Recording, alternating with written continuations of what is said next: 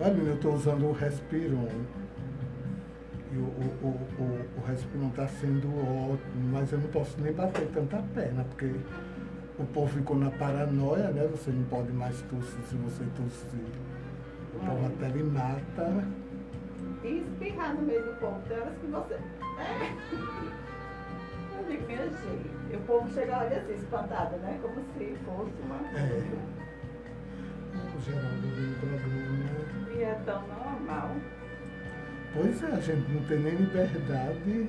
E uma tosse, às vezes é o bichinho do ranram, uma coisa assim, você vai fazer assim, o povo já olha atravessado. Já tá. Bem, senhor do Bonfim, são 11h08 e é um prazer, né? Depois de um bom tempo, por falta de tempo que minha amiga tem uma vida agitadíssima, né? Finalmente a gente conseguiu conciliar os horários e finalmente ela está aqui no programa conosco, querendo já tem uma legião de fãs. Bondade sua. Eu lhe digo que é porque ontem mesmo que foi que eu estava comentando com o Nilton, o programa vai ser bom, porque a Eline amanhã eu digo, amanhã ela vai 11 horas. Eu não sei se ele está ouvindo a gente. Obrigada, Niltinho, pelo carinho. E a Deilda, hoje de manhã também encontrei com ela, falei que tu vinha. A Deilda estava esperando ela aqui, né? Mas quem sabe na próxima ela vem. Também é outra pessoa cheia de compromissos, não tem como. Quem trabalha no comércio não tem como, tá? Pois é, seria um complemento. Geraldo, muito obrigado pelo elogio, meu amigo. Eu espero que uma hora dê certo a gente bater nosso papo aqui no programa, tá bom? Um bom dia, um bom final de semana, tudo na paz, tudo maravilhoso. E muita saúde, tá bom? Bem, ali no nosso papo ficou da gente falar sobre sexo feminino, sobre a mulher que... Ontem eu estive olhando, eu fiquei extasiado com tanta mulher no mundo, né? Escritoras, mulher na política. Eu sei que nós somos até no Egito, Cleópatra, né? Que ela, para mim, eu acho que é uma das mulheres mais famosas do mundo. Teve evidência, né? É, que atravessou milênios, né, menina? É incrível. Eu acho incrível. Mas tem muita. Nossas aqui em Bonfim teve muito. Eu falando com a Glória, e a Glória me falou de umas senhorinhas que tem ali pelo Pernambuquinho, né? Que também eram senhoras que faziam. Eram alegres, agitavam festas, eram destemidas, né?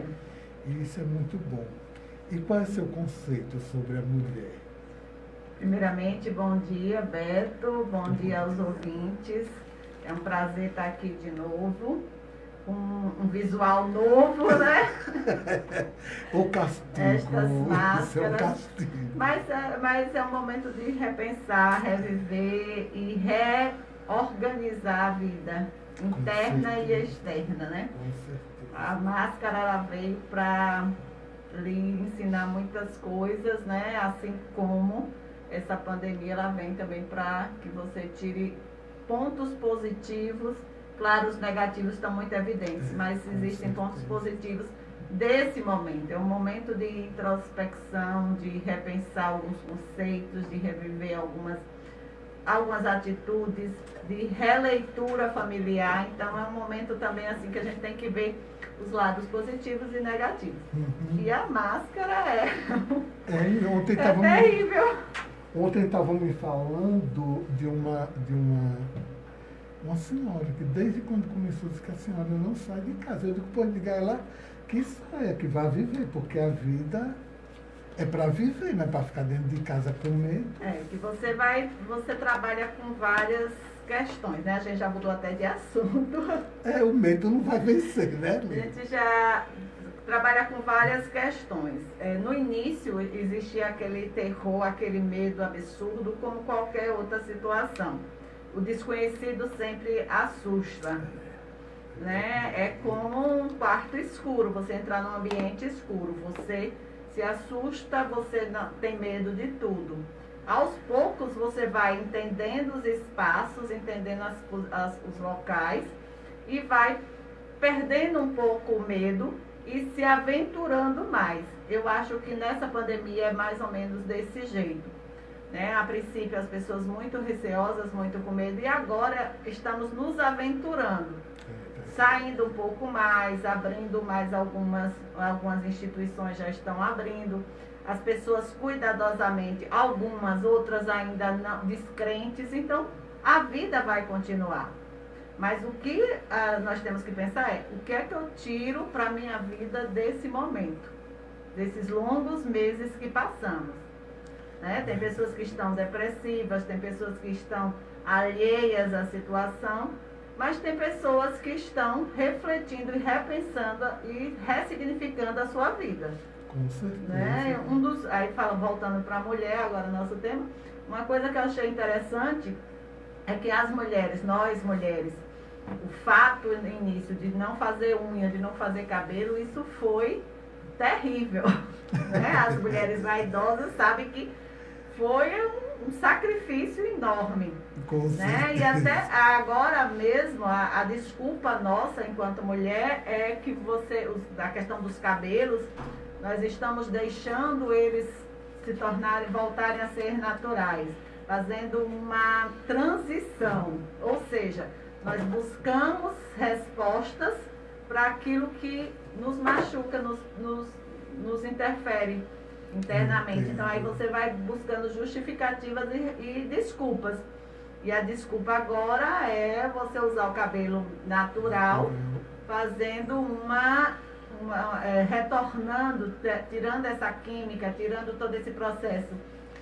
É uma desculpa, né? Entendo como é. Porque dá para se arrumar tudo de pouquinho, né? E quanto à questão dos colégios, Helena, o que é que tu acha? Nós já mudamos de assunto, né? A gente volta para esse instante. Não, é muito delicado, Beto. Todos nós, eu enquanto professora e aluno, por mais que eles digam, não estou com saudade, está ótimo, não está. A gente sabe que sente falta do ambiente escolar, tanto o professor quanto o aluno, ele sente falta desse ambiente, e principalmente aqueles que já estão no terceiro ano, que já estão prestes a prestar um vestibular, e que precisavam estar juntos da questão escolar, dentro de uma escola, para poder dar continuidade ao seu processo. Agora, vai ser muito delicado essa questão da escola. Por quê? Estou falando a nível estadual, que nós temos o quê? 40 alunos dentro de uma sala, as salas pequenas, muitas das vezes, muito pequenas, 40 alunos dentro, 40, 45 dentro de uma sala, espaçamento quase que nenhum. Então, a proposta seria um revezamento. Não sei se isso vai funcionar. Um adolescente, eles gostam, como criança, eles gostam de estar juntos, eles gostam de estar abraçado, pegando, beijando. Não sei até que ponto essa consciência vai estar junto a eles. Né? Voltar às aulas e ter essa consciência do distanciamento, da questão da higienização total, que é natural deles ao se reencontrarem, se abraçar, se beijar, andarem o tempo inteiro grudados. É uma animação total. A questão também é que as escolas não estão tão preparadas na questão de internet, de ter um acesso, os alunos terem um acesso às aulas remotas. Isso também foi se discutido no início e se percebeu que a maioria de nossos alunos são interioranos, do interior, e que a questão de internet no nosso país, ou na nossa cidade, ou no nosso estado, ela ainda deixa aquém das expectativas. Né? Com certeza. Então, com certeza. É muito complicado. Mas também precisamos retomar, até porque temos alunos que precisam desse incentivo de buscar estudar. Porque quantos estão em casa, claro que tem alguns lendo, fazendo alguma coisa, mas muito esporádicos. Né? O compromisso, basicamente, o ano letivo está perdido. Assim, essa a visão que muitos pais, muitos alunos têm. Mas eu acho que até final do ano devamos estar retornando, é a perspectiva do governador, não sei até que ponto essas escolas vão estar preparadas para nos acolher, né? Entendo. Mas deve haver, será que as vacinas vão estar prontas daqui pro final do ano? Não. Eu já estou respondendo como Cris Campos, Rosana Cardoso Costa, estão mandando um abraço, estão dizendo que você é uma pessoa linda, maravilhosa. Obrigada, meninas. Obrigada pelo carinho. Beto, eu acho muito precipitado essa questão de vacina agora. Há de se experimentar muito, fazer vários testes, porque não adianta você agora criar essa ilusão de que a vacina já está pronta e agora. Não, nós percebemos, e quando se estuda, percebe que é um prazo muito longo para que uma vacina fique pronta. Né? Você tem que testar, retestar uma quantidade absurda de pessoas que precisam fazer o teste, depois retorna, analisa tudo. Eu acho muito recente, assim, muito precipitado essa questão da Rússia, mas vamos aguardar, né? A Rússia, parece que a Inglaterra também já estão em estudos. Mas a previsão é para 2021. Que Deus ajude. Eu acho assim, se parasse a quantidade de mortes, seria ótimo. Né? A gente sobreviveria até mais tranquilo. A questão é a quantidade de pessoas que estão morrendo no mundo todo. Mas a questão das mortalidades, eu acho que nós já estamos aprendendo, eu espero que as pessoas estejam aprendendo a conviver com o vírus. Então, se eu tenho alguma comorbidade, se eu tenho algum problema, eu tenho que me cuidar. Não cabe mais a ignorância de dizer que não usa máscara, não cabe mais a ignorância de dizer que isso é só uma besteira, não é. Precisamos continuar vivendo, precisamos.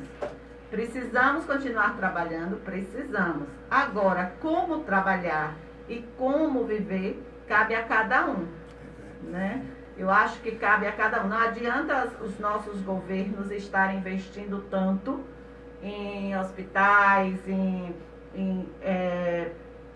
UTIs e fazendo todo um mecanismo quando eu, enquanto pessoa, não colaboro.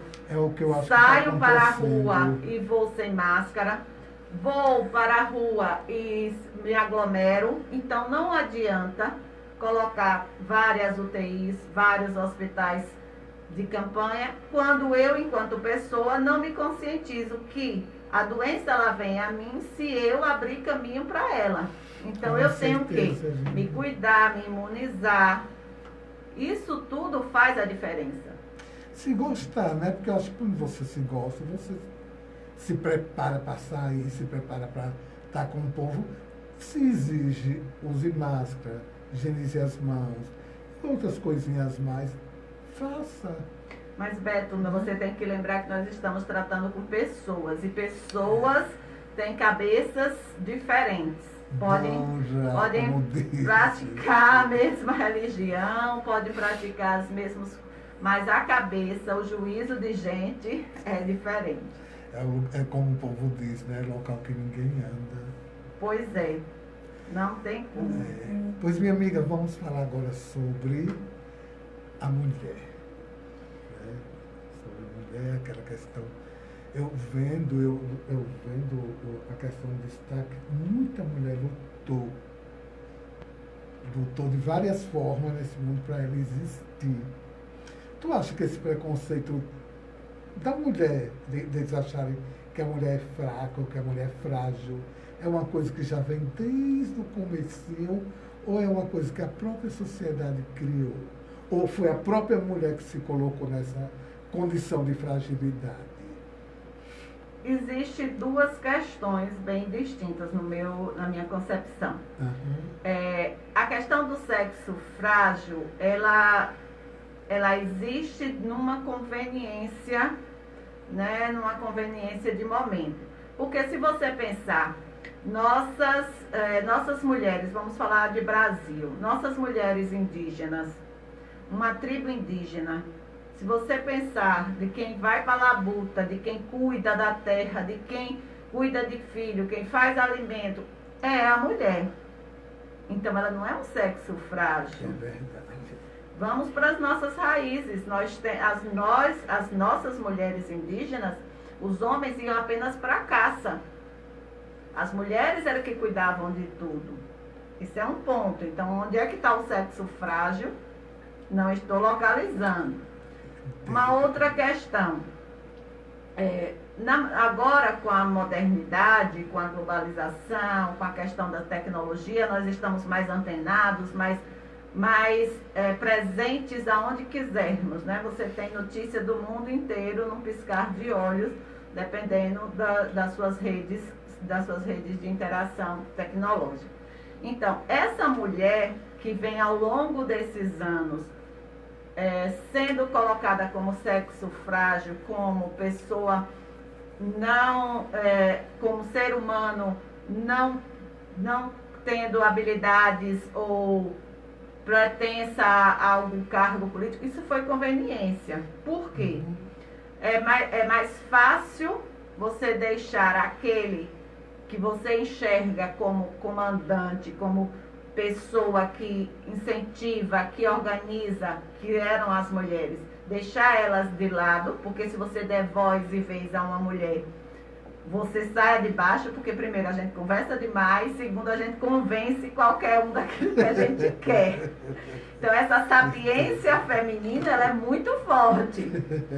Tem mulheres que ainda não... Tem mulheres que ainda não conseguiram pegar essa questão, mas outras muito espertas já sabem que pelo dom da palavra, pelo convencimento, nós mulheres convencemos mesmo quando nós queremos uma coisa, a gente sabe como convencer. Então nós temos artimanha intelectual, eu chamaria de um artifício intelectual. Nós temos essa habilidade enquanto mulher, né? Porque nós, enquanto mulheres, nós sabemos organizar tanto uma casa quanto uma instituição. Se nós sabemos administrar um salário mínimo dentro da nossa casa para durar um mês, nós sabemos administrar uma instituição cujo recurso são milhões.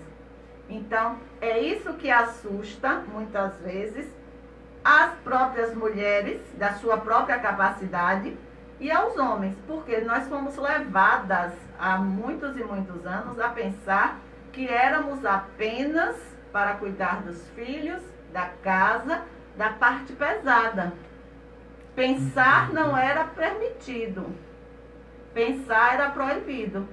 Com certeza. Falar ainda mais, né? Então nós saltamos isso. Muitas de nós conseguimos saltar dessa questão, mas muitas ainda, nessa pós-modernidade, ainda continuam presas à dominação masculina. É incrível, né? Ainda exemplo ainda existe ainda esse tipo de pessoa. Mas por que isso? Gente, nós temos que analisar toda uma situação psicológica, social desta pessoa. Então, não adianta eu aqui dizer, temos que nos empoderar, a mulher precisa se empoderar. Não adianta as palavras bonitas saírem. Elas têm que ser internalizadas. Você precisa internalizar, você precisa acreditar no que você fala. Porque se você não acreditar, não adianta querer potencializar, querer fazer com que a mulher se sinta melhor, se sinta com autoestima. Se eu não me conscientizar, se eu não aceitar, se eu não quiser, isso não acontece. Né? Então não adianta as palavras bonitas muitas vezes ditas e as pessoas não internalizarem. Então a mulher, ela tem voz e vez quando ela internaliza que ela pode fazer aquilo. Não precisa ser num órgão público, mas dentro da própria casa. Aos pouquinhos ela pode ir conquistando espaço dentro da sua própria casa. Né? Começa dentro de sua casa, o seu espaço é dentro de sua casa.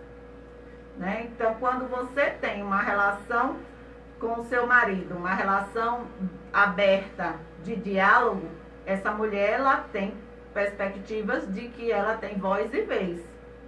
Mas quando ela não tem diálogo, ela tem um domínio total, o homem tem um domínio total sobre ela, ela precisa primeiro acreditar nela, para depois conseguir se manifestar.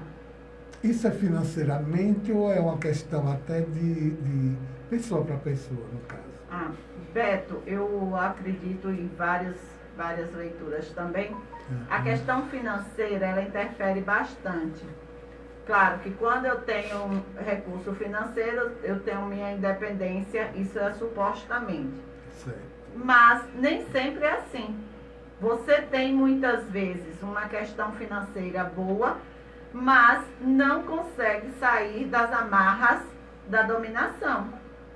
Por quê? Porque você precisa estar com sua consciência, com seu empoderamento interno. Acreditar primeiro em você. Então, você precisa primeiro acreditar no seu potencial, na sua capacidade, na sua maneira de agir, ter a sua maneira própria de agir, pensar por si só, e aí você vai conquistando seus espaços. Você tem várias situações de mulheres que são financeiramente abastadas, as famílias são financeiramente abastadas, mas sofrem repressão psicológica, dominação total, de pensamento, de atitudes. Então, o dinheiro, ele não liberta, muitas vezes, ele escraviza, né? Depende da situação. É muito relativo essa questão. É incrível mesmo. Ô, Aline, e o que é que você acha no nosso país, a mulher está tão forte assim dentro da política, está tão forte? Nós precisamos ainda... Ou precisa de mais? Precisa de mais, óbvio. Né? Precisamos estar mais fortalecidas dentro de todas as instâncias, né? Principalmente quando você toca na política, principalmente na política. Por quê? Vamos raciocinar e vamos pensar numa linha lógica. Isso eu até já citei aqui em outro momento. Se eu tenho, enquanto mulher, enquanto mãe, enquanto administradora de minha casa, a capacidade de administrar um pequeno recurso e tenho a capacidade de convencer aos meus filhos, convencer o marido, convencer a família da situação a qual nós estamos vivendo, por que é que eu, enquanto mulher, não posso estar ocupando uma função, um cargo público e sendo respeitada por aquele cargo público, por estar naquele cargo público e sendo também valorizada? Porque a grande questão as pessoas veem as mães, as mulheres como mães, como esposas, como empresárias de sucesso, beleza. Quando vai para a parte pública, quando vai para a questão política, não serve. A mulher, não entendo qual é a grande diferença de valorização, que quando chega na política, nós não queremos dar voz nem vez às nossas mulheres. Não entendo qual é a grande questão. Né? E não é só masculina, é feminina também. Nós, mulheres,